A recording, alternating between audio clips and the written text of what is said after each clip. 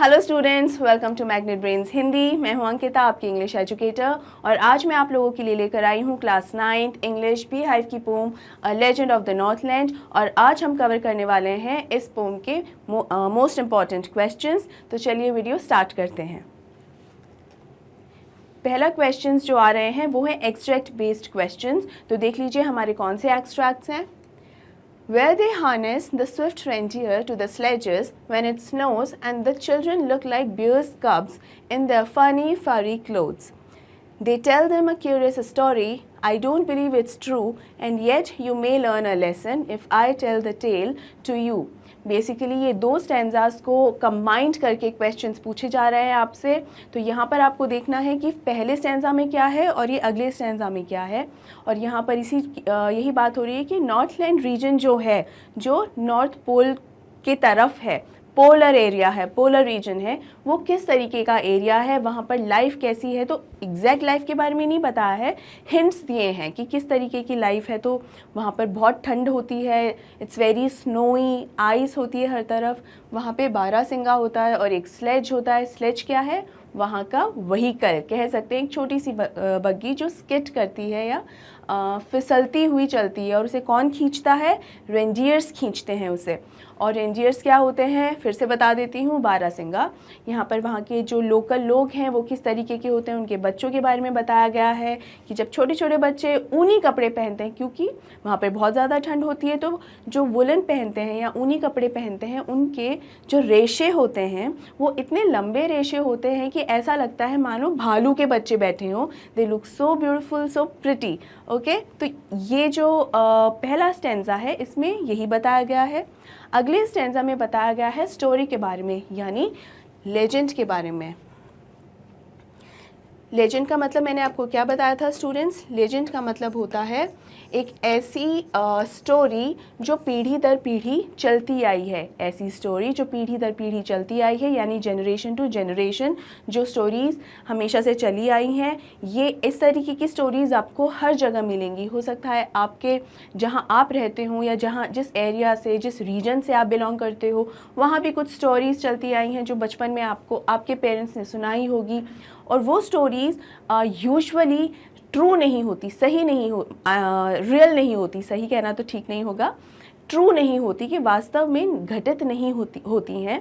लेकिन वो स्टोरीज़ इसलिए इतनी फेमस, पॉपुलर होती हैं और लेजेंड बन जाती हैं क्योंकि उनमें एक मैसेज होता है, और वो बहुत ही इम्पॉर्टेंट मैसेज होता है जो बच्चों को सिखाने के लिए, शिक्षा देने के लिए ज़रूरी है। ऑलराइट, तो यही एक स्टोरी के बारे में आगे बात होना शुरू होता है। अब यहाँ स्टूडेंट्स क्या याद रखना है, जैसे दे, देम, आई, ये जैसे दे, देम, आई, ये किसे संबोधित कर रहे हैं? Which means they, them and I addressing whom, ठीक है। और किस किस को ये एड्रेस करते हैं ये आपको पता होना चाहिए students. During the explanation of this pome ये मैंने आपको बखूबी समझाया था और बताया था कि इस तरीके के क्वेश्चंस बनते हैं। मैंने आपको बताया था दे, देम, आई कौन है।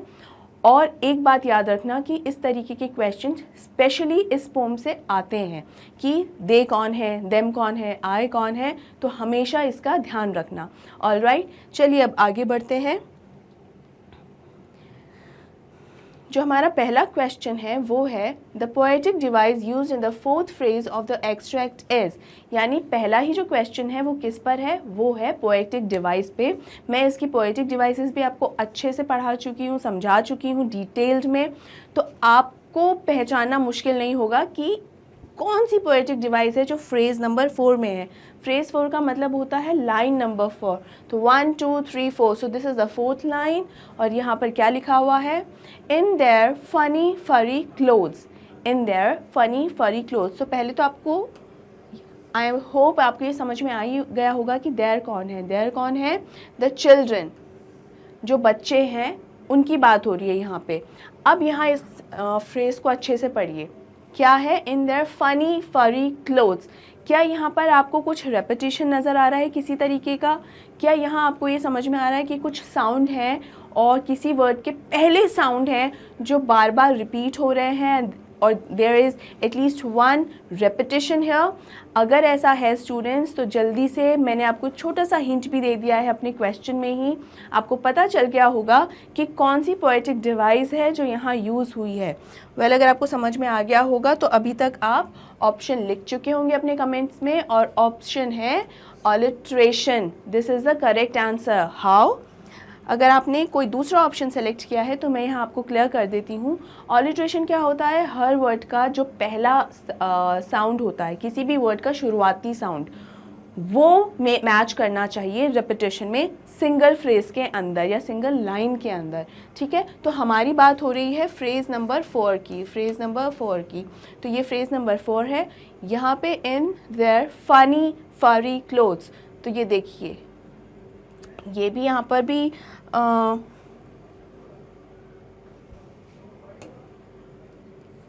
यहाँ पे फ वाला जो साउंड है वो रिपीट हो रहा है, और ये जो साउंड है वो वर्ड के बीच में या आखिर में कहीं नहीं है, दोनों साउंड ही कहाँ है?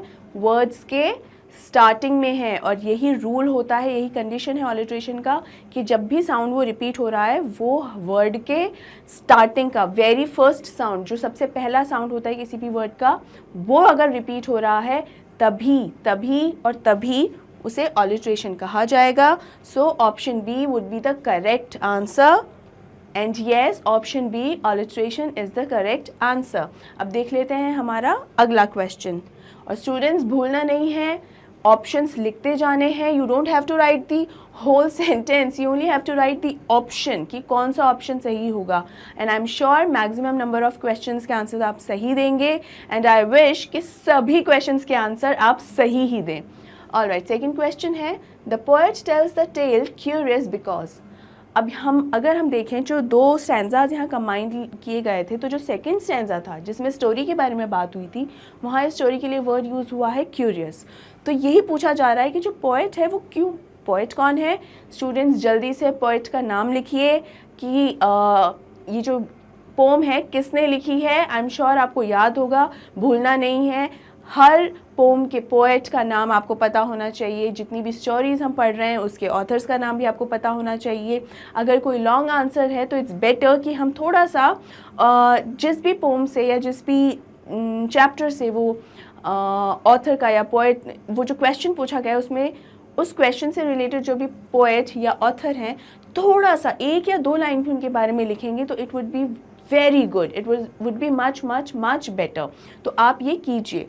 Alright, the poet tells the tale curious because options हैं A, it is imaginative, B, he does not believe in it, C, it is just to teach the students against greed, it is very interesting।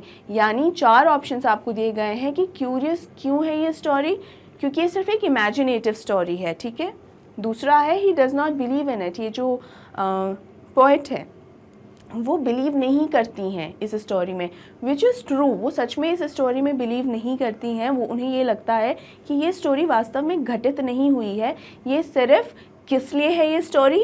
Option C देखते हैं, it is just to teach the students against greed. यानी greed क्या होता है? लालच। तो लालच के अगेंस्ट, लालच के बारे में बताया गया है कि अगर कोई व्यक्ति लालची है तो उसको कैसे सबक सीखना होता है, किस तरीके से उसको लाइफ जो है वो ऐसी सिचुएशन में डालती है कि उसे शिक्षा मिले, एक लेसन मिले, या उसको एक पाठ पढ़ाती है लाइफ। ठीक है, तो ये ऑप्शन सी है। तो बी के ही थ्रू मैं सी पर आ गई हूँ, दोनों ऑप्शन मैंने एक साथ आपको एक्सप्लेन किए हैं। और लास्ट ऑप्शन है हमारा that it is very interesting. तो स्टूडेंट्स ये चारों ही ऑप्शंस कहीं ना कहीं सही है, बट मोस्ट अप्रोप्रिएट क्या है? देखिए, इमेजिनेटिव स्टोरी ही है ये, ट्रू स्टोरी तो नहीं है, रियल स्टोरी तो नहीं है ना ये एकदम, तो रियल स्टोरी नहीं है तो इमेजिनेटिव तो है ही।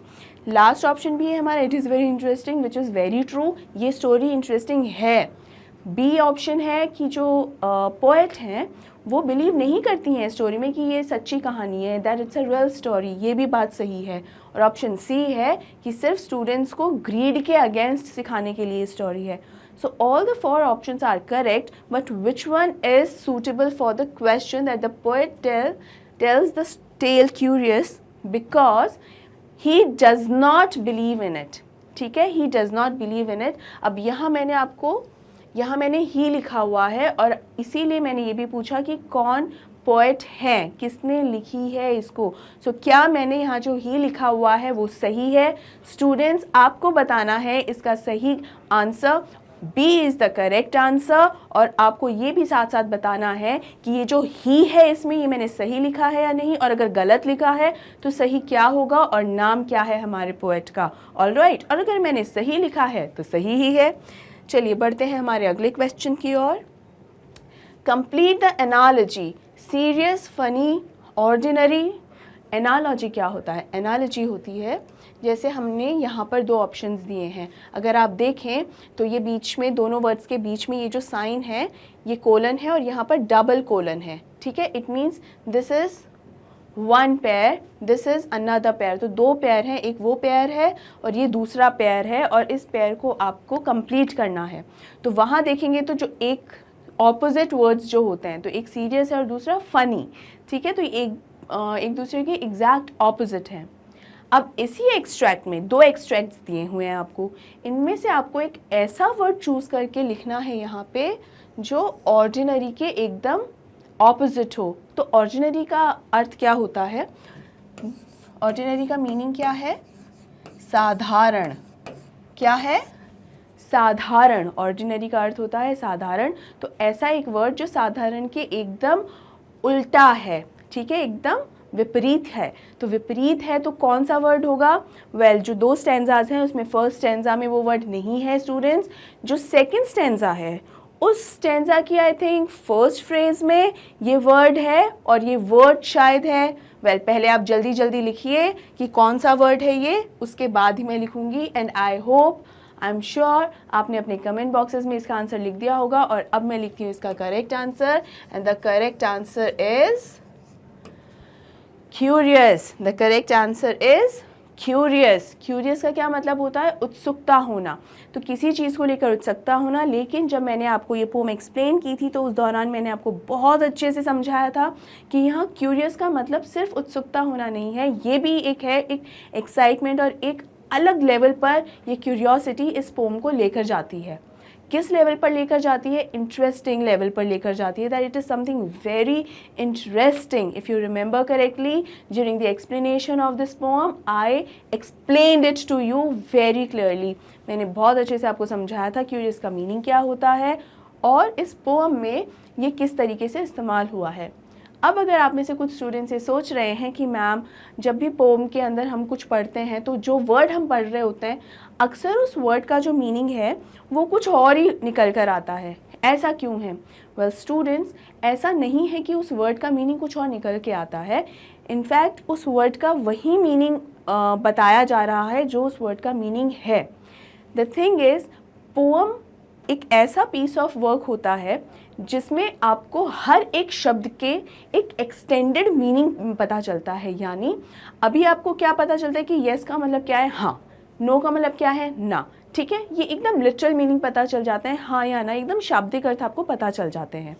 पोअम एकमात्र इस तरीके का एक पीस ऑफ वर्क होता है, या लिटरेचर में जितने भी पीस ऑफ वर्क्स हैं वो सभी में ये चीज़ अप्लाई हो सकती है, लेकिन पोअम में एक अलग लेवल तक, बहुत हाई लेवल तक ये अप्लाई होता है कि एक जो वर्ड होता है उसका एक बहुत ही गहरा और सबसे उचित मीनिंग के साथ उस शब्द को उस पोम में डाला जाता है। क्योंकि अगर आप देखते हैं, अगर ये तो बहुत ही ज़्यादा नोटिस किया होगा आपने कि अगर एक स्टोरी को और एक पोम को कंपेयर किया जाए तो पोम जो लेंथ में बहुत कम होती है और जो स्टोरी होती है वो कंपैरेटिवली बड़ी ही, इट्स वेरी लेंदी, ठीक है, कंपैरेटिवली हमेशा बड़ी ही होती है। तो वहाँ पर क्योंकि स्टोरी में आपको सब चीज़ें एक्सप्लेन्ड फॉर्म में लिखना होता है, सब कुछ आप एक्सप्लेन करते हुए लिखते होते हो, सब कुछ बताते हुए चलते हो, लेकिन पोम के अंदर ऐसा नहीं होता।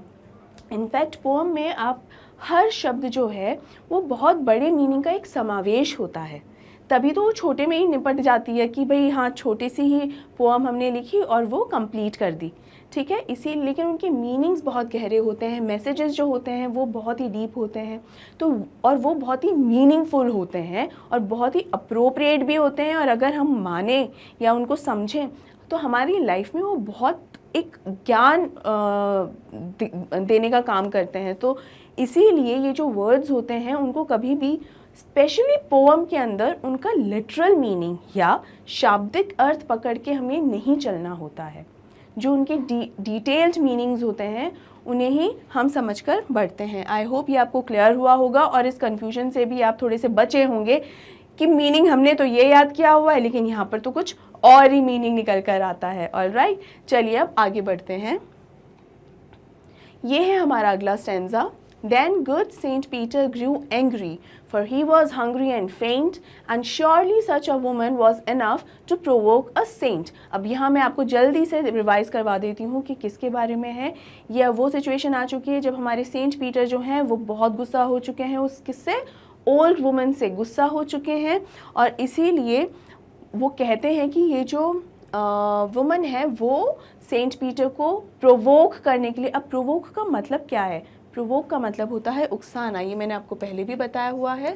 प्रोवोक का मतलब होता है उकसाना। तो उसका जो व्यवहार था, उस महिला का जो बर्ताव था, वो बर्ताव काफ़ी था सेंट पीटर को ज़बरदस्त गुस्सा दिलाने के लिए। इनफैक्ट उनकी जो कंडीशन थी वो ऑलरेडी अच्छी नहीं थी, वो ऑलरेडी इतना भूखे थे, थके हुए थे, सुबह से उन्होंने कुछ खाया नहीं था, इधर से उधर भटक रहे थे और प्रीचिंग्स भी दे रहे थे, उपदेश दे रहे थे। और उसके बाद जब उन्होंने छोटा सा केक मांगा तो उसमें भी उस महिला का बर्ताव इतना ख़राब था कि इतना तेज़ गुस्सा आया सेंट पीटर को कि उस महिला का बर्ताव काफ़ी था उन्हें उकसाने के लिए। अब देखते हैं इसका क्वेश्चन है, the action of the woman showed her to be, यानी जो इस वुमेन का, जो इस महिला का जो बर्ताव था, एक्शन मतलब उसकी जो हरकतें थी, जिस तरीके से उसका रवैया हो रहा था, वो उसको कैसा दिखाता है, वो उसको कैसा दर्शाता है। वैसे तो बहुत सारे वर्ड्स मैंने आपको दिए हैं, सेल्फिश भी एक वर्ड मैंने आपको दिया है, माइजर भी मैंने एक वर्ड आपको दिया है इस महिला का बर्ताव बताने के लिए, लेकिन कौन सा ऐसा वर्ड है जो इस पोएम में यूज़ हुआ है?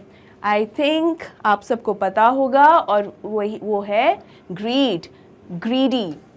उसका ग्रीड दिखाने के लिए ही वो ये जो महिला की जो एक्शन है वो क्या दिखाते हैं, इस महिला का ग्रीड दिखाते हैं, लालच।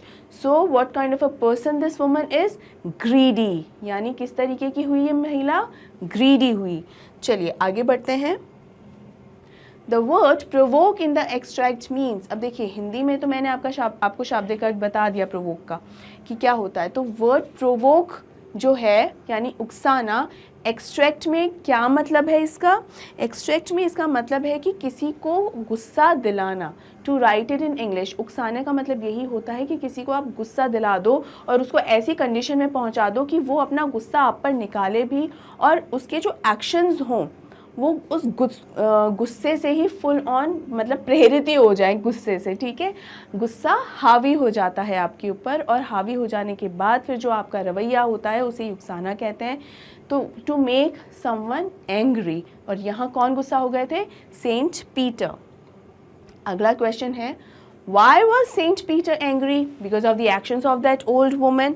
जो हरकतें वो कर रही थी, that he was angry because the little woman did not give him anything to eat. और यहाँ वो anything क्या है स्टूडेंट्स? anything था हमारा केक। वो जो केक बनाती है वो एक भी केक या एक केक का छोटा सा टुकड़ा भी सेंट पीटर को नहीं देती है, because she was not ready to share it with anyone. वो किसी के भी साथ उस केक को साझा नहीं कर सकती, शेयर नहीं कर सकती, और सेंट पीटर को भी उन्होंने एक भी केक नहीं दिया। And that is why he got angry, इसीलिए सेंट पीटर गुस्सा हो गए। Why was Saint Peter about to faint? It's the repetition here. Why was Saint Peter about to faint? क्यों वो फेंट होने वाले थे? Because he was about to faint, क्योंकि वो सुबह से इधर से उधर भटक रहे थे और उन्होंने कुछ खाया नहीं था। ही वॉज फास्टिंग, फास्टिंग वर्ड है, ही वॉज ऑन फास्ट, और वो उपदेश भी दे रहे थे और बहुत थक गए थे, इसी वजह से उन्होंने कुछ भी खाया नहीं था और इसीलिए वो फेंट हो रहे थे, बहुत वीकनेस उन्हें आ गई थी। तो जो रिटन एक्सप्लेनेशन है वो है, he was about to faint because he had preached and fasted the whole day, यानी सारा दिन उपदेश दिए बिना कुछ खाए पिए, फास्ट कर रहे थे। फास्ट यानी व्रत भी कह सकते हैं हम, और ये भी कह सकते हैं कि यहाँ उनकी कंडीशन ये थी कि सुबह से वो भूखे ही थे। ठीक है, तो ये कंडीशन थी, that is why he was about to faint. Next extract है, They tell them a curious story. I don't believe it is true, and yet you may learn a lesson if I tell the tale to you. अब ये जो stanza है ना, ये एक तरीके से ये एक्सट्रैक्ट रेपिटिशन है। जो सबसे पहले हमने स्टैंजा पढ़ा था तो वो 2 स्टैंजाज का कॉम्बिनेशन था, और वो नेक्स्ट स्टैंजा यहाँ फिर से है कि एक क्यूरियस स्टोरी बताते हैं कि हालांकि मैं बिलीव नहीं करती। अब यहाँ आपको ध्यान रखना है, इस पर क्वेश्चन हो सकता है बने, सो बी प्रिपेयर्ड कि मैं भी उस स्टोरी में बिलीव नहीं करती हूँ, फिर भी ये स्टोरी से आपको बहुत अच्छे मैसेज या लेसन सीखने को मिल सकता है। देखते हैं क्वेश्चन क्या बनता है, और पहला ही क्वेश्चन क्या है, who does them refer to in the extract, यानी जो ये देम है वो कौन है।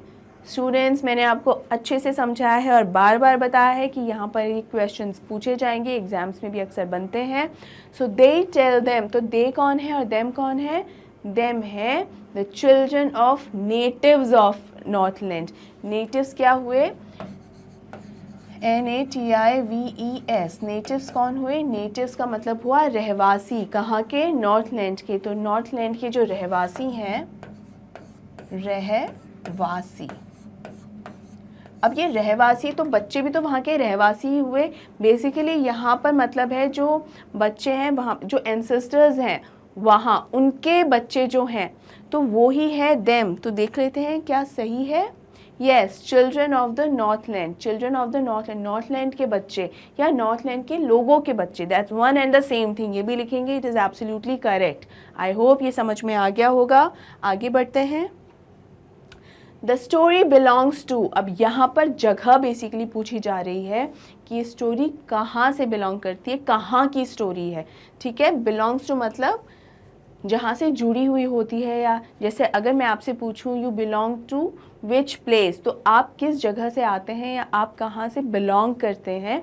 तो आपका जो भी नेटिव जगह होगी, भले ही कहीं पे भी आप रह कहीं पर भी रहे होगे, लेकिन जो आपकी नेटिव जगह होगी वहीं से आप बिलोंग करते हैं। तो ये स्टोरी कहाँ से बिलोंग करती है, नॉर्थलैंड से, नॉर्थलैंड से बिलोंग करती है students. It is one of the easiest questions so far. आगे बढ़ते हैं। What is the poet's purpose of telling the tale to the readers? अब ये जो टेल है, ये जो स्टोरी है, ये तो नॉर्थलैंड के बच्चों के लिए है। नॉर्थलैंड वहाँ की जो पेरेंट्स हैं अपने बच्चों को सिखाते हैं। तो ये स्टोरी हमें क्यों बताई है, यहाँ जो पोएट है हमें बताने का क्या पर्पस है। वेल, नॉर्थलैंड में ये स्टोरी चलती है वो तो बहुत अच्छी बात है, लेकिन जो मैसेज उसमें छुपा हुआ है, ज़रूरी नहीं कि सिर्फ नॉर्थलैंड वाले ही उसे सीखें। वो जितने लोग सीख सकें, जितने लोगों को समझ में आ सकें, उतना ही ज़्यादा बढ़िया है। और मैसेज क्या था, मैसेज यही था that to teach something to new to the readers. And what was that new, not to be greedy, selfish, miser, like that old woman। ठीक है, आई होप आपको ये भी समझ में आ गया होगा। चलिए आगे बढ़ते हैं। Not to be greedy, selfish, miser, ये चाहें तो इसके साथ आप ऐड कर सकते हैं, ज़रूरी नहीं कि आप सिर्फ इतना ही लिखें। You can add these details as well. और ज़रूरी भी नहीं है कि आपको बहुत कंप्लीट सेंटेंसेस लिखने हो, सिर्फ ये पॉइंट्स में भी लिखेंगे तो आपको मार्क्स पूरे मिल जाएंगे। ऑलराइट, क्योंकि ये 1 वर्ड या 2 वर्ड आंसर्स होते हैं यूजुअली, तो उसमें इतना इशू नहीं है एक्सप्लेनेशन का। ऑलराइट, नेक्स्ट एक्सट्रैक्ट्स हैं। So she made a very little cake, but as it baking lay, she looked at it and thought it seemed too large to give away. Therefore, she needed another and still a smaller one, but it looked, when she turned it over, as large as the first had done. ये 2 stanzas फिर से यहाँ combine हुए हैं, और यहाँ पे ये बताया जा रहा है कि किस तरीके से वो जो लेडी है बार बार केक्स बना रही थी, और हर बार पहले वाले से छोटा केक बना रही थी, और छोटा केक बना रही थी। लेकिन वो जब बेक होता था तो उसकी जो लालच भरी नज़रें हैं ना, वो उस केक को हमेशा बड़े साइज़ में ही देखती थी कि अरे ये केक तो अभी भी बहुत बड़ा है, मैं इसको कैसे दे पाऊँगी, दूसरा और छोटा केक बनाती हूँ, अरे ये भी बड़ा है, ये भी मैं नहीं दे पाऊँगी। तो पूरी तरीके से ये दोनों ही एक्सट्रैक्ट्स जो हैं पूरी तरीके से इस महिला का, इस ओल्ड वुमेन, लिटिल लेडी, इसका लालच दिखाते हैं, ग्रीड दिखाते हैं। देखते हैं इन एक्सट्रैक्ट्स पे क्या क्वेश्चंस बनते हैं। पहला है the poetic device, the poetic device used in the given lines, यानी ये जो लाइंस हैं उनमें आपको कौन सी जो पोएटिक डिवाइस है वो देखने को मिलती है। अब आप इसको अच्छे से देखें, समझें और आंसर दें, क्योंकि पोएटिक डिवाइसेस के दौरान मैंने आपको अच्छे से बताया था कि क्या है और कितना कहाँ कहाँ कौन सी पोएटिक डिवाइस इस पोएट ने यूज़ की है। वेल, क्या रेपिटेशन है, ऑलिट्रेशन है, क्या है यहाँ पे। और यहाँ पर है सिमिली। सिमिली क्यों है और सिमिली होता क्या है? सिमिली बेसिकली होता है कंपैरिजन, है ना, कंपैरिजन होता है। और एक चीज़ को, जो दो चीज़ें जो एकदम ऑपोजिट हैं, दो चीज़ें जो एकदम एक दूसरे से ऑपोजिट हैं, उन चीज़ों को कंपेयर किया जाता है। अब आप सोच रहे होंगे मैम मेटाफर का भी तो आपने यही एक्सप्लेनेशन दिया था। बिल्कुल यही एक्सप्लेनेशन दिया था, सिमिली और मेटाफर बिल्कुल एक जैसे होते हैं।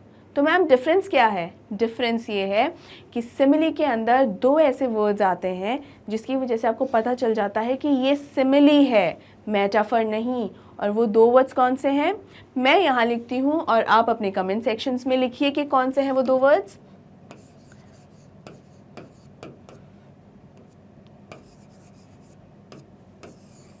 वो दो वर्ड्स हैं लाइक एंड एज।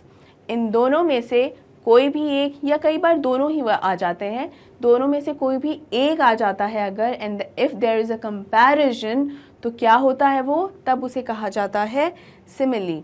और यहाँ पर सिमिली कहाँ है? She made a very little cake, but as it is baking lay, she looked at it and thought it seemed too large to give away. Therefore, she needed another and still a smaller one, but it looked, when she turned it over, as large as the first had done. तो यहाँ पर ये जो पहला वाला है ना, यहाँ पर मैंने ये इसलिए टिक नहीं किया कि यहाँ पर as था, इसलिए इसको टिक नहीं किया है।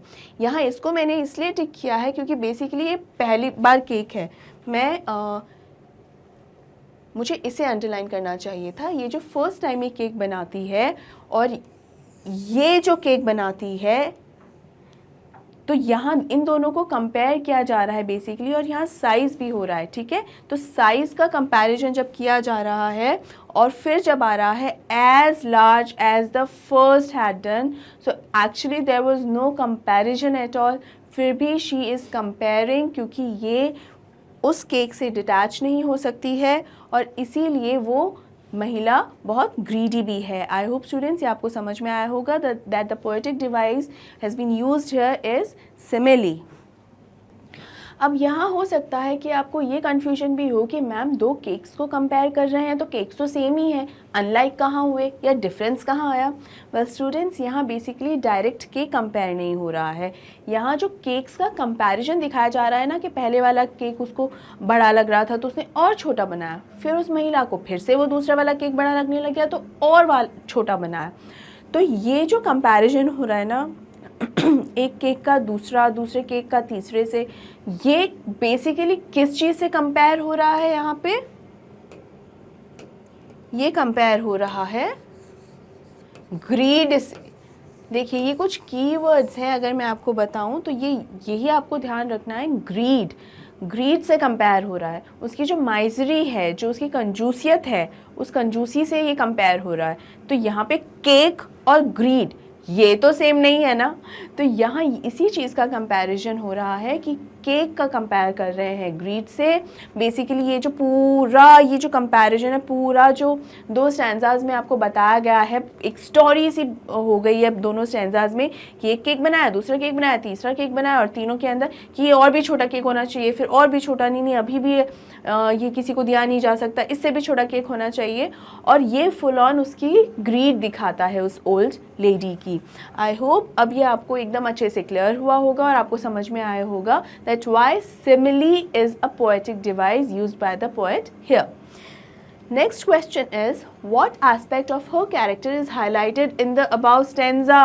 Grid, I just told you it's greed. इसके लिए तो अब और एक्सप्लेनेशन की ज़रूरत है ही नहीं, थ्रू आउट ग्रीड ही। जहाँ ये ओल्ड वुमन आ गई मतलब इसके साथ साथ इसकी ग्रीड भी आ गई। ओके, अगला क्वेश्चन है What did she think about it as she saw it being baked? यानी यहाँ पे सबसे पहले तो आपको क्या आइडेंटिफाई करना है इट को आइडेंटिफाई करना है। तो इट तो सेम ही चीज़ है, it's one and the same thing. और वो क्या है? It's looking like a face, two eyes, nose, and now we will draw the lips. The answer will be the lips. और ये है what did she think about it as she saw it being baked? जैसे जैसे वो बनता जा रहा था, केक बनते जा रहे थे, केक है यहाँ पर answer. So the correct answer would be cake.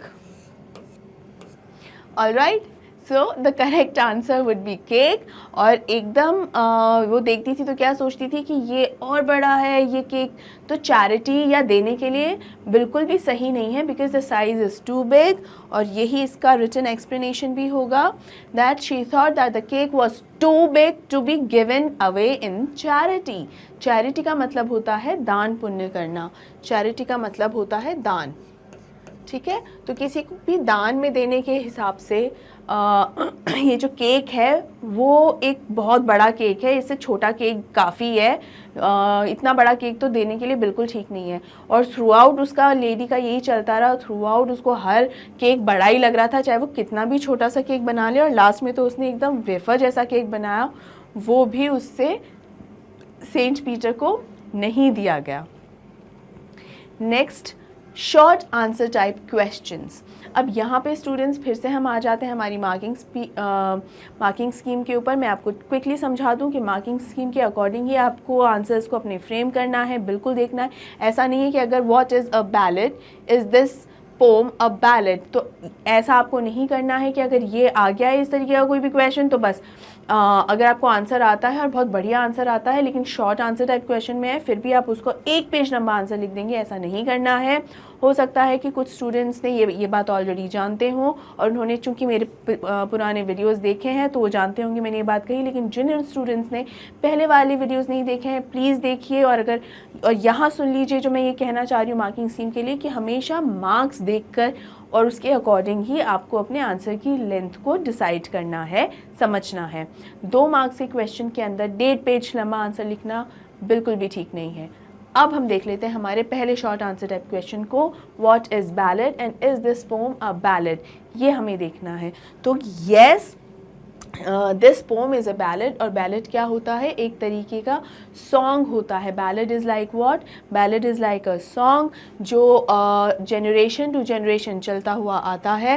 It is like a folk culture and are passed on orally from one generation to another. And the poem a legend of the Northland is also a ballad as it contains the story of an old selfish woman. एक ऐसी महिला की story है इसमें जो बहुत ही ज़्यादा सेल्फिश है और बहुत ही ज़्यादा ग्रीडी है। ऐसी एक लेडी की कहानी है और जो सदियों से और जो पीढ़ी दर पीढ़ी चलती आई है यहाँ पे। और बैलेड भी यही होता है, क्या होता है? एक किस्म का सॉन्ग होता है। जो सॉन्ग के माध्यम से, गीत के माध्यम से जब हम कोई कथा सुनाते हैं और वो कथा जब सुनाते हैं तब जब हम वो समझाते हैं ताकि एक मैसेज मिल सके लोगों को या सुनने वालों को, ख़ास तौर से बच्चों को, क्योंकि बचपन में ही ये शिक्षा दी जाती है। तो जब बच्चों को ये सब सुनने को और समझने को मिलता है तभी उनको ये समझ में आता है कि किस तरीके से उनका आचरण होना चाहिए, how they should be behaving, किस तरीके से उन्हें बिहेव करना चाहिए, किस तरीके से उन्हें बर्ताव रखना चाहिए अपना। तो यही सब समझने के लिए ज़रूरी होती हैं अलग अलग फोकलोर्स। फोकलोर भी मैंने आपको समझाया था कि फोकलोर का मतलब बेसिकली होता है कि कोई भी किसी भी रीजन का इस तरीके का, मान लीजिए कोई गाना भी है या मान लीजिए कोई डांस फॉर्म भी है एट्सेट्रा, तो वहाँ का जो भी बहुत ही पुराना कल्चरल चीज़ जो हमेशा से चली आई हो और जिसमें एक मैसेज भी हो और जो उस जगह की, उस एरिया की पहचान बन जाए, तो वो हमें समझ में आ जाना चाहिए कि कहाँ की और किस जगह की बात हो रही है। आई होप स्टूडेंट्स आपको ये समझ में आ गया होगा। नेक्स्ट क्वेश्चन जो है स्टूडेंट्स वो है, Who was the lady and how did she provoke the saint? यानी यहाँ पे जो महिला की बात हो रही है कि वो कौन महिला थी और उसने सेंट को किस तरीके से गुस्सा दिलाया। इसका यही मतलब है कि वो जो लेडी थी वो कौन थी, वो एक ओल्ड ग्रीडी वुमन थी। ये जो ग्रीडी वर्ड है स्टूडेंट्स ज़रूर लिखना है आपको, क्योंकि अभी हमको ये समझाना है कि जो सेंट पीटर है उन्हें गुस्सा क्यों आ जाता है, तो उसकी ग्रीडीनेस की वजह से ही आ जाता है। तो that lady she was very greedy, an old greedy woman, और इसीलिए उसने इतना गुस्सा दिला दिया अपने हरकतों की वजह से, वो केक्स नहीं देने के कारण इतना ज़्यादा गुस्सा दिला दिया सेंट पीटर को कि वो प्रोवोक हो गए, उनको उकसा दिया। ठीक है, अब देख लेते हैं इस क्वेश्चन का एक written explanation. The lady was an old greedy woman, old greedy woman who was making cakes when the saint visited her and asked her for a cake. The old lady did not oblige the hungry and tired saint. The lady lacked decency. She did not part even with a wafer-like cake. It provoked the saint who cursed her. अब यहाँ कुछ meaning समझ लेते हैं, आपको इस explanation को understand करने में और भी ज़्यादा आसानी हो जाएगी। तो the first meaning is the old lady did not oblige. Oblige का मतलब क्या होता है? कृतज्ञ। ओब्लाइज का मतलब होता है कृतज्ञ। Did not oblige the hungry and tired saint, इसको हम कह सकते हैं कि एक कृतज्ञ इसका शाब्दिक अर्थ हो गया, और अगर हम इसके यूसेज के हिसाब से, इस्तेमाल के हिसाब से इसको ज़्यादा अच्छे से समझने की कोशिश करें तो इसका मतलब ये होगा कि जो एक थका हुआ और एकदम भूखा व्यक्ति, एक सेंट, एक संत महात्मा जब उनके झोपड़ी तक आए, इस ओल्ड महिला के दरवाजे तक आए, और यहाँ चलिए संत महात्मा की बात अगर नहीं करते क्योंकि इस महिला को तो पता ही नहीं था कि ये संत महात्मा है, वरना वो इस तरीके का कुछ करती ही नहीं। उसके अनुसार तो ये कोई स्ट्रेंज आदमी है, अनजान व्यक्ति है, और ऐसे ही यहाँ पर आ गया है। तो जैसे ही वो महिला ने देखा तो उसको ज़रा सी भी दया नहीं आई, और उसने एक बार भी वो जो कंडीशन है उस व्यक्ति की, उसकी जो जिस सिचुएशन में, जिस अवस्था में वो व्यक्ति है, उसको ज़रा सा भी एक्नॉलेज नहीं किया, मतलब उस पर ज़रा सा भी ध्यान नहीं दिया कि उसकी कैसी स्थिति है, बल्कि उसे ऐसी स्थिति में देख के वो और उससे दूर और उससे पल्ला छुड़ाने लगी कि ये व्यक्ति मेरे दरवाजे तक क्यों आ गया है, कितना थका हारा, बूढ़ा मांदा, यानी बिल्कुल भी पॉजिटिव फील नहीं किया उस लेडी ने उसे देख के, सेंट पीटर को देख के, और एक बहुत ही नेगेटिव अप्रोच रखा। ऑलराइट, और यही रीज़न है कि वो वहाँ से वो चाहती थी कि वो सेंट पीटर को वहाँ से वो चला जाए, वहाँ ना रहे। तो यही होगा ओब्लाइज करने का अर्थ, कि उससे थोड़ा बिल्कुल भी उसे एक्नॉलेज नहीं करना सेंट पीटर को, ये बिल्कुल ध्यान नहीं देना कि उसकी सिचुएशन कैसी है, किस अवस्था में वो है। तो वही होगा कृतज्ञ या ओब्लाइज करना। द लेडी लैक्ड डिसेंसी, तो लैक का मतलब होता है कमी, लैक का मतलब होता है किसी चीज़ की कमी होना, और डिसेंसी का मतलब क्या होता है? एक डिसेंट जो आचरण, एक अच्छा व्यवहार जो होता है वो कहलाता है decency. And she did not part even with, part मतलब अलग होना, यहाँ मैं लिख देती हूँ अलग होना, with a wafer like cake it provoked the saint who cursed her, यानी वो इतनी ज़्यादा लालची महिला थी कि उसने केक्स बनाए। she made the cakes, जब केक बना रही थी, जब सेंट पीटर उसके कुटिया तक आए, और जब सेंट पीटर ने वही केक्स देख के एक केक उस महिला से मांग लिया, लेकिन वो जो ओल्ड लेडी थी उसने बिल्कुल भी उनकी अवस्था को देखकर बिल्कुल भी कोई भी कुछ भी उन्हें ऐसा सहानुभूति महसूस नहीं हुई, कुछ भी उन्हें ऐसा लगा नहीं कि देखिए कितना बूढ़ा और कितना कमज़ोर व्यक्ति है और कितना भूखा भी है, मुझे इसकी मदद करनी चाहिए, ऐसा कुछ भी नहीं हुआ। लेकिन क्योंकि उस महिला के अंदर एक अच्छे व्यवहार की कमी थी, क्योंकि उसके अंदर बिल्कुल भी डिसेंसी थी ही नहीं। And she did not part even, वो उस केक से अलग ही नहीं होना चाहती थी। जो उसने कितने सारे केक्स बनाए थे सेंट पीटर के अकॉर्डिंग, कि और छोटा केक और छोटा केक, और आखिर में एकदम वेफर जैसा, बिस्किट जैसा केक उसने बनाया, एकदम छोटा सा चिप्स जैसा केक उसने बनाया। और वैसे केक से भी वो दूर नहीं होना चाहती थी कि मैं वो केक तक नहीं दूंगी।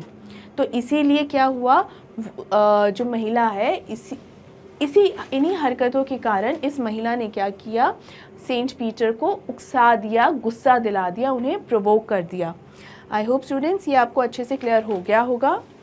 और अब हम बढ़ते हैं अपने अगले क्वेश्चन की ओर। Is this a true story? Which part of this poem do you feel is the most important? क्या ये true story है? Well, according to the poet, it is not a true story. Which, देखिए true story का मतलब यहाँ हुआ real story. Real story, ऐसी कोई स्टोरी जो वास्तव में कभी घटी हो। तो क्या वास्तव में कभी घटी थी?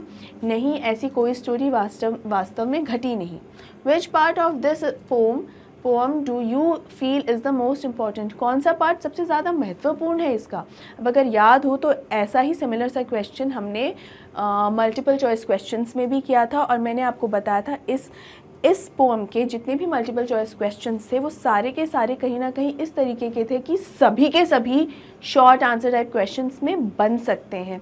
इसी तरीके की मैंने मल्टीपल चॉइस क्वेश्चंस इसमें रखे थे, क्योंकि इस पोम पे अक्सर काफ़ी क्वेश्चंस आते हैं। तो यहाँ पूछा जा रहा है कि सबसे इम्पॉर्टेंट पार्ट कौन सा था? तो सबसे इम्पॉर्टेंट पार्ट कौन सा था? The transformation of the old women. The poem is a legend and isn't a true story. The part where the lady changes into a woodpecker. Changes into a woodpecker का मतलब ही है जो changes into the woodpecker, इसका मतलब ही है transformation. Spelling अच्छे से समझ लीजिए students, TRANSFORMATION, transformation. Changes into a woodpecker. This is the transformation of the lady. ठीक है, of the lady. ये जो है ये की पॉइंट है इस क्वेश्चन का। तो अगर आप ये लिखेंगे इसमें तो आपको डेफिनेटली और भी अच्छे मार्क्स मिलेंगे और ये और भी ज़्यादा अप्रोप्रिएट आंसर हो जाएगा आपका। तो यहाँ ये है कि ये जो पोम है वो एक ट्रू या एक रियल स्टोरी नहीं है, बल्कि क्या है, एक लेजेंड है। और लेजेंड क्या है कि ये एक ऐसी स्टोरी है जो सदियों से चलती आई है। अब लेजेंड क्या होता है उसके बारे में तो हम आगे बात करेंगे। यहाँ बात करते हैं कि आपको कौन सा हिस्सा सबसे इम्पॉर्टेंट लगा। तो सबसे इम्पॉर्टेंट हिस्सा इसमें यही था कि ये जो महिला है वो एक वुडपेकर में एक पक्षी के अंदर जब बदल जाती है, तो कब बदल जाती है? Since it teaches us the value of generosity. It teaches us the value of generosity. Generosity का क्या मतलब होता है?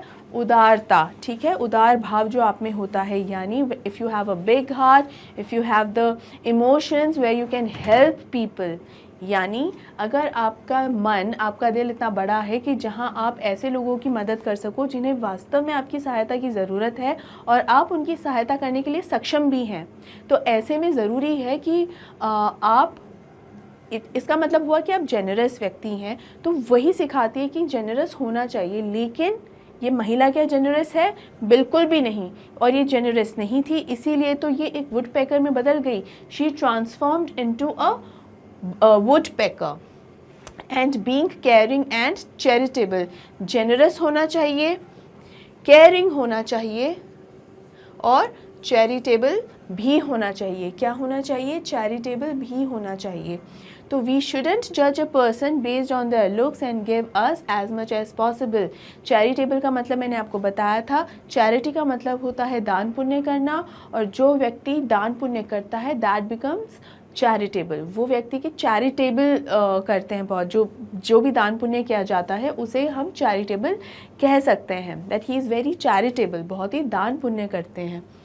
तो ना वो महिला जेनरस थी, ना वो महिला केयरिंग थी। केयरिंग मतलब ध्यान देना, तो ना ही वो केयरिंग थी और ना ही वो चैरिटेबल थी, ना ही वो उसने उसका ख्याल रखना। केयरिंग का मतलब क्या हुआ? हमारे पेरेंट्स हमारा कितना ख्याल रखते हैं, so they are very caring. हम यही बोलते हैं ना, my parents are very caring, यानी मेरे पेरेंट्स मेरा बहुत ख्याल रखते हैं। तो ये महिला इनमें से कुछ भी नहीं थी, इसमें से कोई भी उसको क्वालिटी उसमें नहीं थी। वो क्या थी? वो सिर्फ ग्रीडी थी, माइजर थी, ज़बरदस्त कंजूस और लालची थी, और सेल्फिश भी थी, स्वार्थी।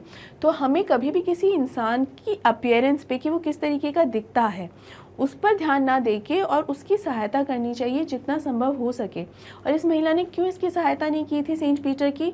पहला तो वो जानती नहीं थी वो सेंट पीटर है, दूसरा वो बहुत थके हुए थे, तो बहुत ही उनकी जो कंडीशन होगी वो बिल्कुल अच्छी सी नहीं होगी, और जो उन्होंने सुबह से कुछ खाया भी नहीं था तो बहुत ही वीक लग रहे थे। तो वो उस महिला को उनका अपीयरेंस पसंद नहीं आया। तो किसी का अपीयरेंस या जिस तरीके से वो व्यक्ति दिखाई दे रहा है उसके अकॉर्डिंग हमें उसकी हेल्प करनी है या नहीं करनी है, इस तरीके का डिसीजन हमें नहीं लेना चाहिए। हमेशा ये सोचना चाहिए कि अगर इससे हमें हमारी सहायता की ज़रूरत है और अगर हम वो सहायता कर सकते हैं तो हमें वो सहायता करनी चाहिए। आई होप ये आंसर भी आपको अच्छे से क्लियर हुआ होगा, और इसका रिटन एक्सप्लेनेशन भी देख लीजिए स्टूडेंट्स।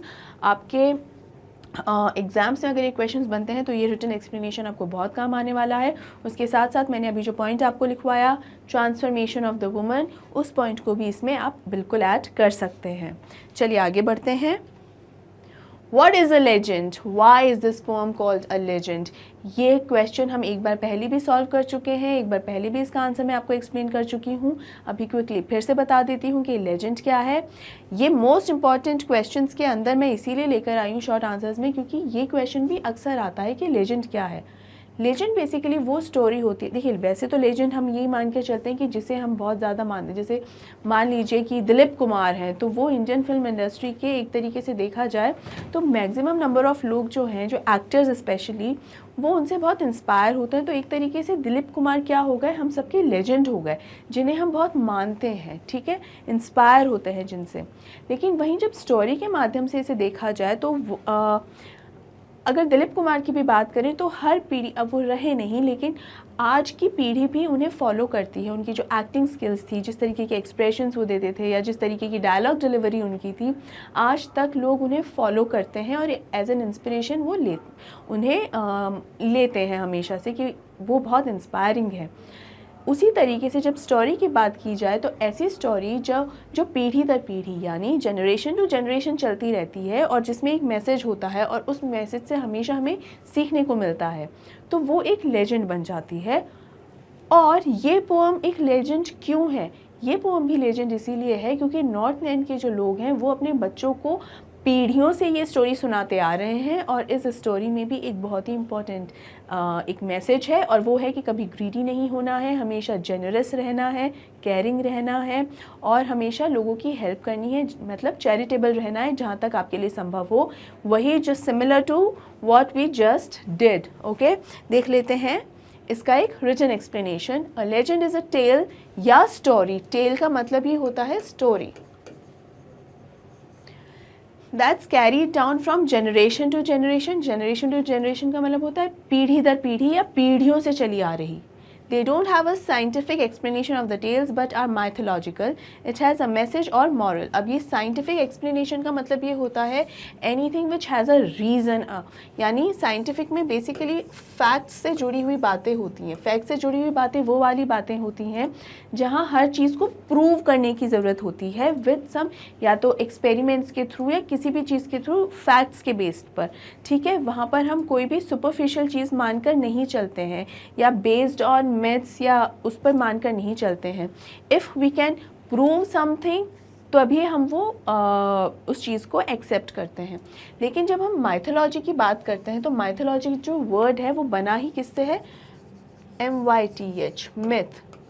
मिथ को कहते हैं मिथ्या, यानी जिसका माना जाता है, जिसका वास्तविकता से कोई लेना देना ना हो, रियलिटी से जिसका कोई लेना देना ना हो, कि ये मिथ्या है, मतलब ये हमारा सिर्फ एक भ्रम है, ठीक है। तो भ्रम यहाँ बेसिकली एक माइथोलॉजिकल स्टोरी होती है। अब आप सोचेंगे मैम एक ऐसी पोम जिसके अंदर लाइफ के लेसन्स हैं और फिर भी उसको मिथ्या कहा जा रहा है, भ्रम कहा जा रहा है, तो हम वो लेसन माने या नहीं माने?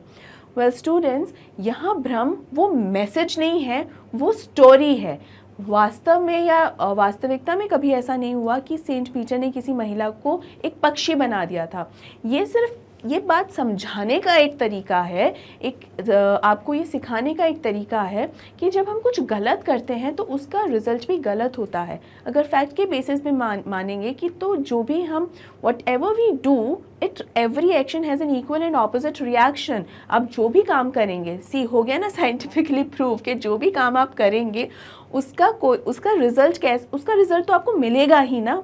अब वो बस एक इंटरेस्टिंग वे में फैक्ट्स को हटा के या एकदम प्रमाण को हटू के समझाने की जो तरीका होता है ना, कि प्रमाणित तौर पे नहीं, क्योंकि बच्चों को इतना साइंटिफिकली समझाना वैसे भी आसान नहीं होता, और कभी इंटरेस्टिंग वे में समझाना, क्योंकि स्पेशली छोटे बच्चों को आप जितना इंटरेस्टिंग और ऐसी तरीके से समझाओ कि क्यूरियोसिटी पैदा हो, तो वो ज़्यादा अच्छे से आपकी बातें सुनते भी हैं और समझते भी हैं। तो बच्चों ने आपकी बात भी सुनी और बातों बातों में आपने उन्हें एक बहुत अच्छा लेसन भी दे दिया, पाठ भी समझा दिया। और यही तो हम चाहते हैं कि स्टूडेंट्स भी हों या छोटे बच्चे भी हों, उन्हें वो बात समझ में आए। और ये क्वालिटी सिर्फ छोटे बच्चों को लेकर ही नहीं है, बड़े लोगों को लेकर भी है, कि आप हमेशा ही फैक्ट्स के बेस्ड पर चीज़ें नहीं कर सकते। Sometimes you want things to happen just casually, थोड़ा रेगुलर वे में भी अगर कोई चीज़ें हों जो सरलता से हो जाए, बिना किसी प्रमाणिकता के, ठीक है, बिना उसे प्रमाणित किए, तब भी हम बहुत सारी चीज़ें जो बातें करते हैं, रेगुलर बातें करते हैं, तो वो एक इंटरेस्ट पैदा करती हैं, एक किस्म की क्यूरियोसिटी पैदा करती हैं। तो इसीलिए उसे मिथ्या कह सकते हैं, कि वो तरीका जो है वो मिथ्या है, लेकिन जो बात है, जो मैसेज है, वो मिथ्या नहीं है, वो बिल्कुल रियल है, ठीक है। इट हैज़ अ मैसेज और मॉरल। मैसेज या मॉरल का मतलब यही है कि एक उसमें सीख होती है, एक शिक्षा होती है।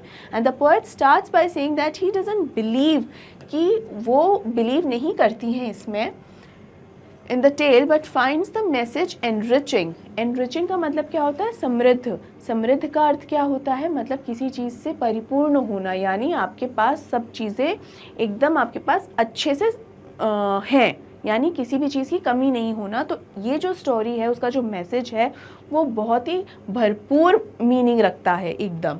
So this legend teaches us generosity towards other fellow beings. दूसरे लोगों की टुवर्ड्स भी हमारा जो बर्ताव होना चाहिए वो कैसा होना चाहिए? बहुत ही उदार होना चाहिए। और यही स्टोरी हमको यही शिक्षा देती है। आई होप स्टूडेंट्स ये आपको समझ में आया होगा। अब हम बढ़ते हैं अगले क्वेश्चन की ओर। What is the moral of this poem? यही हमने डिस्कस किया है that the moral of this poem is that we learn that sharing with the needy brings, needy का मतलब क्या होता है? ज़रूरतमंद। needy का मतलब होता है ज़रूरतमंद, जिसे आपकी सहायता की ज़रूरत है। It brings true happiness. Greed cannot bring any happiness in our lives. Our charitable nature lets us gauge the pains and sorrow of the ones suffering, and we have many friends. However, the ones who are greedy hardly have any friends and are generally lonely. अब सबसे पहले तो gauge का meaning देख लेते हैं। Gauge का मतलब होता है मापना या फिर नापना। तो यहाँ पर मतलब एक किस्म से कह सकते हैं कि मेजर करने का है जो तरीका होता है, वो थर्मामीटर एक तरीके का गेज होता है। तो जो मापने का या नापने का जो तरीका होता है उसे ही कहा जाता है गेज। तो यहाँ पे है कि अगर आप लालची हैं, क्या होता है, जो हमारा एटीट्यूड होता है ना स्टूडेंट्स, जिस तरीके का हमारा व्यवहार होता है, कहीं ना कहीं उसी नज़रिए से हम सभी को देखते हैं। तो अगर हमें किसी चीज़ का लालच होता है तो हमें ये लगता है कि बाकी दुनिया को भी उस चीज़ का लालच होगा। और इसी थॉट के साथ ना तो हम बिल्कुल रिलैक्स या खुशी खुशी जी पाते हैं, और ना ही इस तरीके का बर्ताव कर पाते हैं कि हमारे साथ अगर कोई व्यक्ति हो तो वो हमसे खुश रह सके। लेकिन जो लोग इस लालच से दूर रहते हैं वो खुद भी खुश रहते हैं, क्योंकि उन्हें ये एहसास है कि किसी को अगर कोई ज़रूरत है तो वो ज़रूरत को कैसे हेल्प करें उस व्यक्ति की, ताकि वो ज़रूरत पूरी हो सके। तो वो उसकी हेल्प करके खुश रहते हैं। वो खुद खुश होते हैं तो उन्हें पूरी दुनिया को भी खुशी देने में समस्या भी नहीं होती है। So people who are charitable, people who are generous, they are happier than those who are greedy. जो ग्रीडी होते हैं या लालची होते हैं, उनसे कितने ही खुश वो लोग होते हैं जो हेल्पफुल होते हैं, काइंड होते हैं। तो हमें भी हेल्पफुल ही होना है, काइंड ही होना है, ना कि इस ओल्ड लेडी की तरह बनना है जो बहुत ही ग्रीडी है। चलिए अब देख लेते हैं अपने अगले क्वेश्चंस को। और ये हैं लॉन्ग आंसर टाइप क्वेश्चंस, यानी ये वही आंसर्स और वही क्वेश्चंस हैं जिन्हें अब आपको डिटेल में लिखना है, और ये 4 to 5 मार्क्स के आते हैं स्टूडेंट्स। तो हमें ये याद रखना है कि हमारा जो एक्सप्लेनेशन होना चाहिए वो टू द पॉइंट भी होना चाहिए, मीनिंगफुल भी होना चाहिए। बस आंसर को एक्सटेंड करने के लिए हर कोई इन्फॉर्मेशन उसमें नहीं डालनी है, it should be meaningful. Okay, तो देख लेते हैं हमारा पहला क्वेश्चन क्या है। Where does this legend belong to and what kind of country is it? तो पहले का जो पहला हिस्सा है बेसिकली पूछा गया है कि ये जो लेजेंड है या स्टोरी है या टेल है वो कहाँ से बिलोंग करती है, कहाँ की है, और दूसरा है कि किस तरीके की कंट्री है ये। तो कहाँ से है ये लेजेंड? नॉर्थलैंड से। तो नॉर्थलैंड किस तरीके की कंट्री है? शुरुआत की 3 स्टैंजाज जो हैं, ऑलमोस्ट 3 to 4 स्टैंजाज जो हैं, उसमें जो पोएट हैं उन्होंने इसी के बारे में बात की है कि नॉर्थलैंड जो है वो किस तरीके की जगह है। Well, Northland is a very chilly place, it's a very cold place, बहुत ही ठंडी जगह है। एंड कहाँ पर है? नॉर्थ पोल रीजन में, इसीलिए इसको एक पोलर रीजन भी कहा जाता है। और किस तरीके की लाइफस्टाइल है यहाँ पे लाइफस्टाइल है कि यहाँ रेंडियर्स स्लेजेस को हार्नेस की मदद से खींचते हैं, और यहाँ पे बर्फ़ पे ही स्लेजेस स्किट होती हैं। उसके बाद यहाँ पे ठंड इतनी होती है कि जो छोटे बच्चे होते हैं जब वुलन कपड़े पहनते हैं तो मानो लगता है बियर्स के कब्ज़ हैं, यानी क्या हैं? बियर्स, भालू के बच्चे हैं। इसके अलावा भी वहाँ पे बताया है कि वहाँ के दिन और रात कैसी होती हैं। तो चूँकि ये एक पोलर रीजन है, नॉर्थ पोल में है ये, इसलिए वहाँ पे जो सूरज की किरणें हैं यानी सन रेज़ हैं बहुत ही कम समय के लिए पड़ती हैं। The sun rays come for a very shorter period of time. तो इसीलिए यहाँ के जो दिन होते हैं they are very short, day time is very short and the night time is way too long. जो रातें होती हैं वो बहुत ज़्यादा लंबी होती हैं, इनफैक्ट इतनी लंबी होती हैं कि आप जब सोने जाते हैं तब भी रात होती है, और जब आप अपनी नींद अच्छे से पूरी करके उठते हैं तब भी रात ही हो रही होती है। सो इट मीन्स आप पूरी रात सो ही नहीं सकते, इतनी ज़्यादा लंबी रातें यहाँ होती हैं। अब कई बच्चों को या कई लोगों को सुनने में लगता है कि कितना अच्छा है, आप कितना अच्छे से बहुत ज़्यादा समय तक सो सकते हो और आपको कितना रेस्ट मिलेगा, कितना आराम मिलेगा। बट स्टूडेंट्स, ऐसा नहीं है। हर पहर इक्वली डिवाइडेड, ये 8-8 घंटों के हिसाब से इसीलिए डिवाइडेड है ताकि हमें हर काम करने के लिए जितना समय चाहिए रहता है उतना समय हमें मिले। तो सोने के लिए भी एक लिमिटेड टाइम ही है ना, कितना सोएंगे? एक टाइम के बाद सोने से भी आप थक जाते हैं, उससे भी ऊब जाते हैं। तो इसलिए क्या ज़रूरी है? ज़रूरी ये है कि सोने के बाद हमें जो बाकी के हमारे काम करने हैं, लेट्स से कहीं घूमने फिरने भी अगर जाना है तो वो काम करने के लिए भी तो आपको टाइम चाहिए। लेकिन हर चीज़ यहाँ नॉर्थलैंड में उसे मैनेज करना, उसे शेड्यूल करना और उसका टाइम टेबल प्रिपेयर करना, इट इज़ वेरी टफ। ये बिल्कुल भी आसान नहीं है। So life here is not good but still peoples live happily and that is why they also narrate this tale, this legend to their kids, to their babies। उनको, अपने बच्चों को ये जो स्टोरी है वो सुनाते हैं और उनको ये शिक्षा देने की कोशिश करते हैं कि चाहे कितनी भी परेशानियां हैं, जो भी प्रॉब्लम्स हो रही हो, आपके लाइफ में जो भी फैसिलिटीज़ हैं आपको उन्हें वैल्यू करना चाहिए।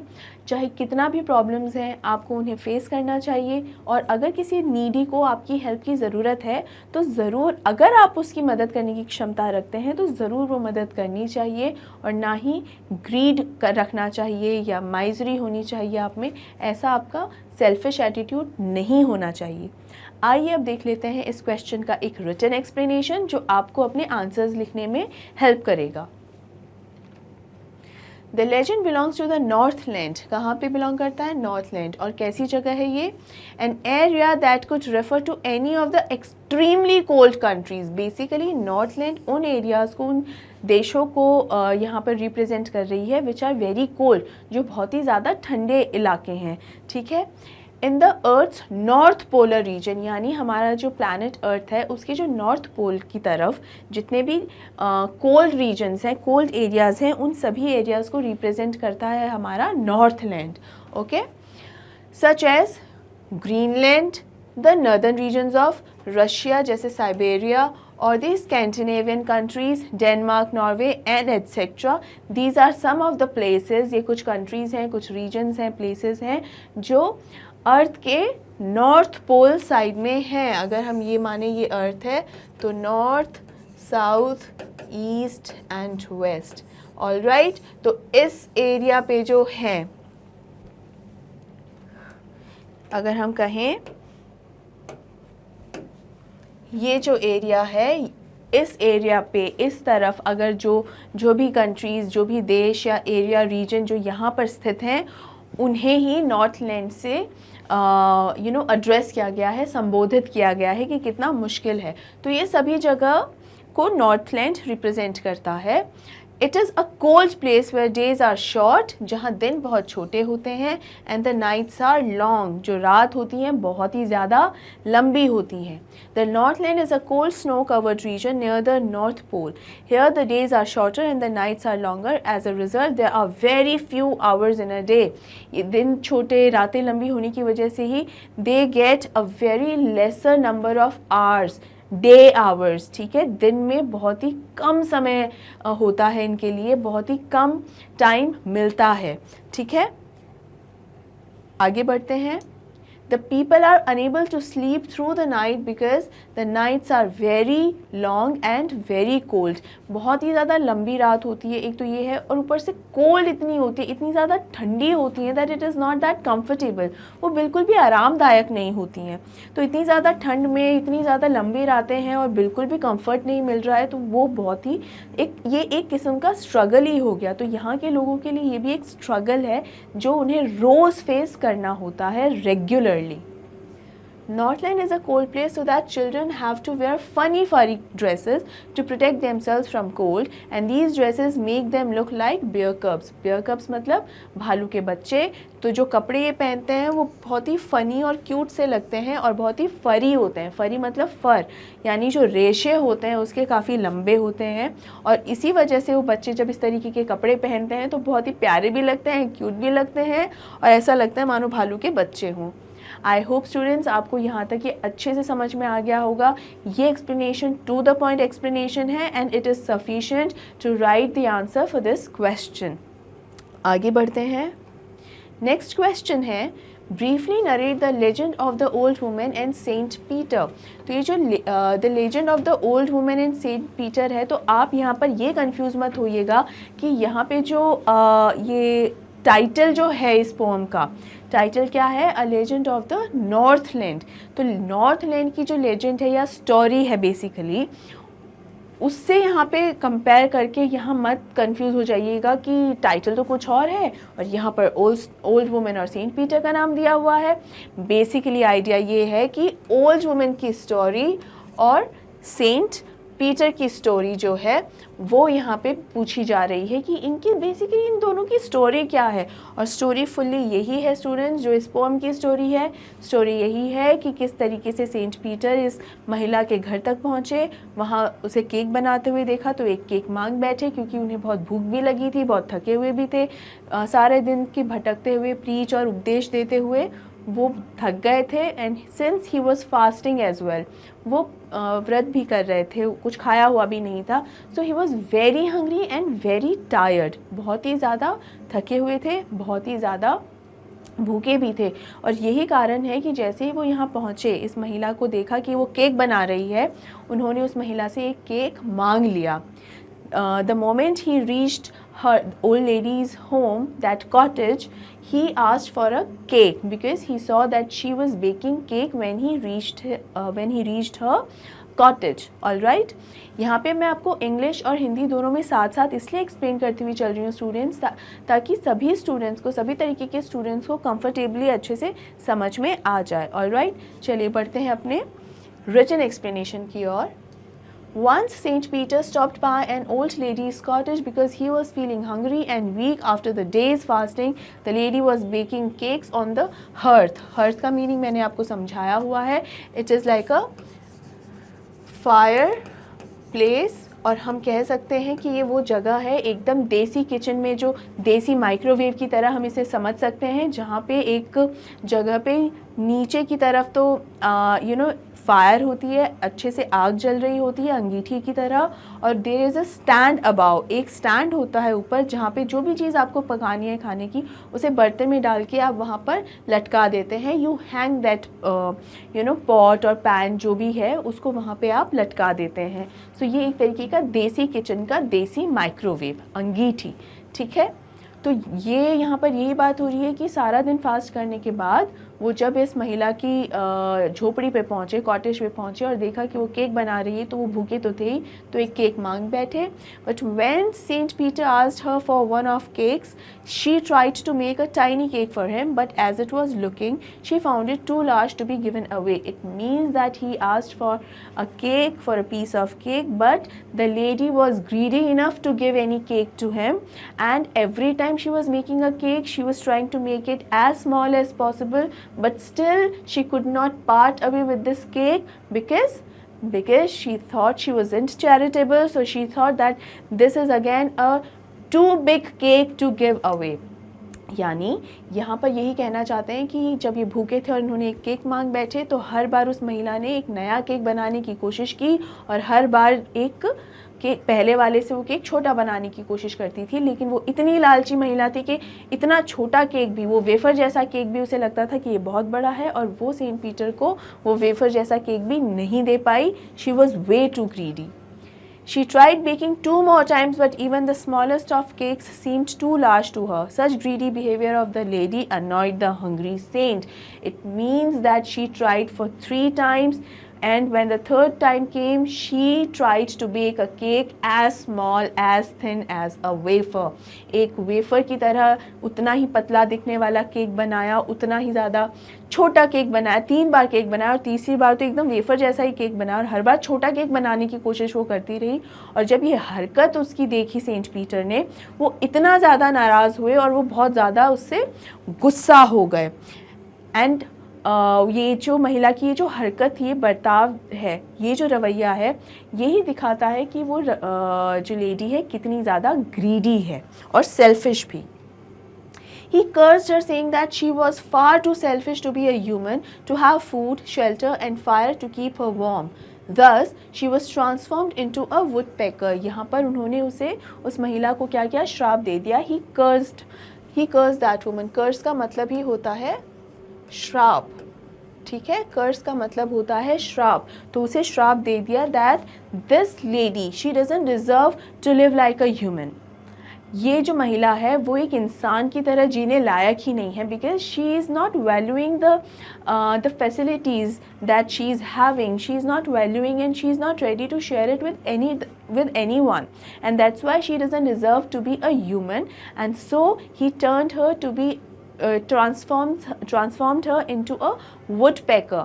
उन्होंने यही श्राप दिया कि ये जो महिला है वो एक इंसान की तरह जीने लायक नहीं है। क्यों? क्योंकि ये महिला अपनी सुख सुविधाओं को किसी के भी साथ शेयर नहीं कर सकती, किसी के साथ साझा नहीं कर सकती, ना उसे इस बात की कोई कीमत है कि उसके पास कितनी सारी सुख सुविधाएं हैं, और इसीलिए ये इंसानी जीवन जीने के लायक ही नहीं है। और सेंट पीटर ने क्या श्राप दिया कि ये वुडपेकर बन जाएगी, एक पक्षी बन जाएगी जिसका जीवन आसान नहीं होता। It is full of struggles, मुसीबतों से भरा हुआ रहता है। All her clothes except her scarlet cap were gone as she went up the chimney and flew out of the top. Every country schoolboy is said to have seen her in the forest, boring into the wood for food till date. Now यहाँ पे जो country है that means rural area, rural area, या हम कह सकते हैं outskirts of city, outskirts of city, यानी जो मेन शहर होता है उस शहर का एकदम जो बॉर्डर वाला सा जो एरिया होता है उसे भी कंट्री साइड कह सकते हैं। बेसिकली कंट्री साइड है ये वर्ड, सिर्फ कंट्री नहीं, कंट्री साइड है। तो यहाँ पर और जो रूरल एरिया है यानी गांव का जो एरिया है बेसिकली वो बताया गया है यहाँ पर।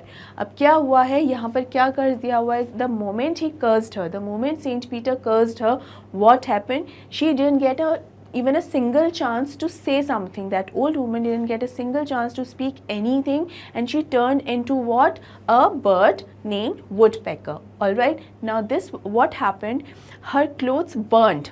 All of a sudden her clothes burned except for the cap she was wearing then, and it was a scarlet cap. So her clothes turned into ashes and her body turned into the ash color, यानी जो काला कोयले का colour होता है ना, her body turned into that color, and her cap, that turned into her head. So the color of the hat was what? Red or scarlet red. Scarlet means surkh lal. So her hat turned into her head, which turns into a red colored head. All right, लाल रंग का sir उसका हो गया. She turned into a bird called woodpecker, and now she is living and trying to survive in a wood, in a forest. All right, wood means forest. In a forest she was trying hard for her survival, and every countryside boy has seen her struggling for her life while going to schools. यानी इसका यही मतलब है कि जब जैसे ही श्राप दिया सेंट पीटर ने इस महिला को, उस महिला के उसको एक मौका भी नहीं मिला कि वो अपनी सफाई में कुछ कह पाए, उसी वक्त इमीडिएटली उसी वक्त वो क्या हो गई, वो एक पक्षी में बदल गई, वो वुडपेकर बन गई. अब उसका शरीर कैसे बना, जो उसने कपड़े पहने हुए थे उस महिला ने, वो तो जल गए. ठीक है, और जलकर एकदम कोयले जैसे हो गए. तो कोयले जैसा रंग ही उस वुडपेकर का शरीर बन गया. और जो हैट पहनी हुई थी महिला ने, वो जली नहीं, वो टर्न हो गई किस में, वो किस में बदल गई, उस महिला के सर में. तो लाल रंग की कैप पहनी हुई थी, तो सर भी क्या हो गया, लाल रंग का. और through the chimney she went away, जो चिमनी थी, जो हर्थ की चिमनी थी, उससे होते हुए वो छत पे पहुंच गई, और फिर वो जंगलों में रहने लग गई. और हर कंट्री साइड के लड़के ने स्कूल आते जाते इस वुडपेकर को अपने सर्वाइवल के लिए, अपने खाने पीने के लिए मेहनत करते हुए देखा है. और क्या मेहनत है वो मेहनत यही है कि वुडपेकर को हर एक ड्राई वुड और जो लकड़ी के तने होते हैं, टहनियाँ होती हैं, वहाँ पर जा के उसे अपनी चोंच से खोद कर दाना इकट्ठा करना होता है, वहीं पर अपना घोंसला बनाना होता है. And such a surviving life is not that easy, it is full of struggles. मुसीबतों से भरा हुआ जीवन होता है इस तरीके का, और यही इस महिला का जीवन अब हो चुका है. हमारा अगला क्वेश्चन है, what is the message of the poem. ये हम कई बार समझ चुके हैं, बट इसको लिखेंगे कैसे, किस तरीके से इसको एक्सप्लेन करेंगे, वो मैं आपके लिए लेकर आई हूँ. Here is the written explanation. ये बेसिकली पोम हमें यही मैसेज देती है कि अगेन द सेम थिंग, कि ग्रीड नहीं करना चाहिए, ग्रीडी नहीं होना चाहिए, माइजर नहीं होना चाहिए, सेल्फिश नहीं होना चाहिए. You should always be generous and kind to others. ठीक है. This poem teaches us that true happiness lies in sharing things with the person who are in need. मतलब आपके पास जो भी फैसिलिटीज़ भी हों, या जो जिस भी तरीके की हेल्प आप किसी को कर सकते हो जिसे ज़रूरत है, तो आप शेयरिंग करोगे ना. Sharing is caring. तो अगर आप शेयर करोगे, अगर लोगों की केयर करोगे, तो वही एक असली सुख है, वही असली खुशी है. तो और ऐसा करने say that is the true thing, that is the true happiness. And if we are greedy, we cannot have happiness in our life. लालच से वो खुशी कभी नहीं आ सकती. And on the other hand, our charitable nature makes us think about pains and sorrows suffered by the other people. Now here comes the main point. If we do not have the emotions, how would we feel the emotions of someone else? अगर हमें खुद में ही एहसास नहीं होगा, तो दूसरों के एहसास को, दूसरों की भावना को हम क्या ही समझेंगे. तो सबसे पहले हमारे अंदर वो फीलिंग्स, वो इमोशंस होने चाहिए, ताकि हमें ये समझ में आए कि दूसरा किस मुसीबत से और किस समस्या से गुजर रहा होगा. और ये तभी संभव है जब हम थोड़े चैरिटेबल हों. चैरिटेबल, जैसे मैंने आपको बताया, दान पुण्य होता है. तो यहाँ यही मतलब है कि अगर आप में चैरिटी की भावना होती है, और चैरिटी यहाँ पर सिर्फ कोई पैसे देना या कोई सामान देना, इस तरीके की चैरिटी नहीं, आपकी सहायता देना भी सबसे बड़ी चैरिटी तो वही होती है. ठीक है, किसी भी तरीके की सहायता वो हो सकती है. तो ये जो चैरिटेबल एटीट्यूड जो होता है, जो नेचर होता है, अगर आप में वो नेचर है, तभी ये संभव है कि आप किसी दूसरे के दुख को समझ सकते हो, उसके पेन को समझ सकते हो कि उसे क्या तकलीफ़ है, और तभी उसकी सहायता कर सकते हो. The little woman baking cakes was asked for something to eat by a tired and hungry traveler. अब देखिए यहाँ पर सेंट पीटर नहीं लिखा है. सेंट पीटर तो देखिए संत महात्मा हो गए, तो वो पता होता है इस वुमन को कि ये तो संत है, ये महात्मा है, तो मैं तो इसकी मदद करूँगी, तो ये तो मुझे बदले में क्या बहुत सारी ब्लेसिंग्स देंगे, आशीर्वाद देंगे।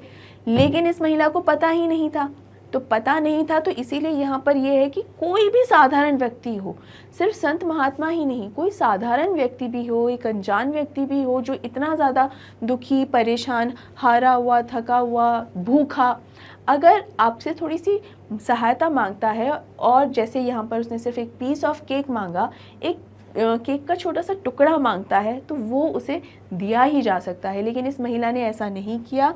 And the woman who had a large store of cakes was greedy and selfish. कितना बड़ा स्टोर था उस महिला का, लेकिन फिर भी एक केक उससे देते नहीं बना। And she made smaller and smaller cakes but in the end refuse to part with any. और छोटा केक बनाती रही, उससे भी छोटा केक बनाती रही, लेकिन उस केक से भी वो दूर नहीं हो पाई। इनफैक्ट अपने स्टोर में उसने जो और छोटे 3 केक्स बनाए थे, उन तीनों केक्स को भी अपने स्टोर में ले जाके ही वहाँ पर रख दिया। सेंट पीटर को नहीं दिया, उस ट्रैवलर को नहीं दिया जिसे उन केक्स की वास्तव में ज़रूरत थी। Her greed and miserliness angered the very traveler, Saint Peter, who told her that she was too selfish to dwell in human form, where she had food, warmth, and shelter. He cursed her to become a bird and live in a nest, and search for scanty food by digging all dry and hardwood. Scanty का मतलब होता है very little. Scanty का मतलब होता है very little. तो यहाँ पर ये कहा जाता है कि Saint Peter he got very angry and that's why he cursed her, ताकि उस वुमन को समझ में आए कि वो जिस खुशी से रह रही है और जितनी फैसिलिटीज़ में रह रही है उसकी वैल्यू उसे समझ में आ जाए, और इसीलिए वुडपेकर बना दिया ताकि उसे हर रोज़ जो चीज़ आज उसके पास ऑलरेडी है, घर है और खाने पीने के लिए सामान है और इतनी कोल्ड जगह में रहने के लिए एक फायर प्लेस भी है जो थोड़ा सा एनवायरनमेंट, उसका घर का वातावरण जो है उसे वार्म रखता है, तो उसके पास सब कुछ फैसिलिटीज़ हैं, but she is not valuing any of them, and that is why Saint Peter cursed her that she needs to learn her lesson. उसे अपना जीवन का पाठ सीखने की बहुत ज़्यादा आवश्यकता है, इसीलिए उसे श्राप दे देता है। और अब उसे क्या करना है महिला को, अब उस महिला को since she has become a bird, उससे अपना घोंसला भी बनाते रहना है और उसी में थोड़ा थोड़ा खाना भी उसे रोज़ ढूंढना है। और कैसे ढूंढेगी? By digging all dry and hard wood, जो भी सूखी और एकदम सख्त लकड़ियां हैं अपनी चोट से उसमें गुड़ाई करके खोद के, और फिर वो अपने लिए सारा खाना और पीने की सारी जो भी चीज़ें जो उसको अपना घर बनाने के लिए भी चाहिए, मतलब नेस्ट या घोंसला बनाने के लिए चाहिए, उसके लिए उसे दिन रात रोज़ मेहनत करने की ज़रूरत है, क्योंकि उसने उन चीज़ों की कोई कदर नहीं की जो पहले से ही जो उसके पास थी, और ना ही उन चीज़ों को थोड़ा सा भी किसी से शेयर करने की कोशिश की, साझा करने की कोशिश की। स्टूडेंट्स, यहीं पर ही ये चैप्टर पूरी तरीके से कंप्लीट होता है, ये पोम कंप्लीट होती है, और मैंने आपको ये पूरी पोम डिटेल में बहुत अच्छे से एक्सप्लेन कर दी है। इसके सारे NCERT solutions, poetic devices, everything, most important questions भी आज हमारे कंप्लीट हो चुके हैं। मैंने इन्हें भी आपको अच्छे से एक्सप्लेन किया है। फिर भी आपको कहीं पर किसी भी तरीके का कोई भी डाउट है, कोई क्वेश्चन समझ में नहीं आया, उसका आंसर, उसका एक्सप्लेनेशन नहीं समझ में आया, कोई भी डाउट आपको हो रहा है, आप कमेंट बॉक्स में कमेंट करके पूछ सकते हैं। ओके, और इसी के साथ हमारा ये वीडियो एंड होता है। और आखिर में मैं आपको बता दूं कि मैग्नेट ब्रेन्स आपके लिए लेकर आते हैं हाई क्वालिटी कंटेंट और नॉलेज के साथ साथ ये सभी टॉप कोर्सेज, वो भी एकदम free of cost. E notes और ई बुक्स के लिए लिंक्स आपको डिस्क्रिप्शन बॉक्स में दिए गए हैं, आप विजिट कर सकते हैं। वीडियोज़ की एक्सेस के लिए आप www.magnetbrains.com पर भी विजिट कर सकते हैं। आप हमें इंस्टाग्राम, टेलीग्राम, फेसबुक या ट्विटर पर भी फॉलो कर सकते हैं। अगर ये वीडियो पसंद आया हो तो लाइक और शेयर ज़रूर कीजिए, और मैग्नेट ब्रेन्स हिंदी को सब्सक्राइब करना बिल्कुल मत भूलिए। Thank you so much.